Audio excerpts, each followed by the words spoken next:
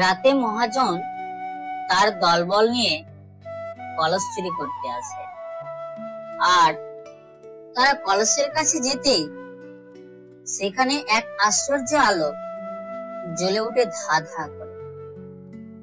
মহাজন ও তার চেলারা ভয় পেয়ে যায়, আর তারা ছিটকে পড়ে যায় দূরে।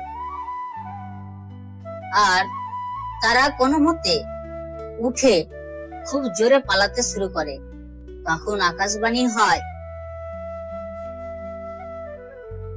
তোমরা সবাই লোভী আর অসৎ, তোমাদের উদ্দেশ্যে ভোট আছে, আর এই কলস শুধু সৎ মানুষের জন্য।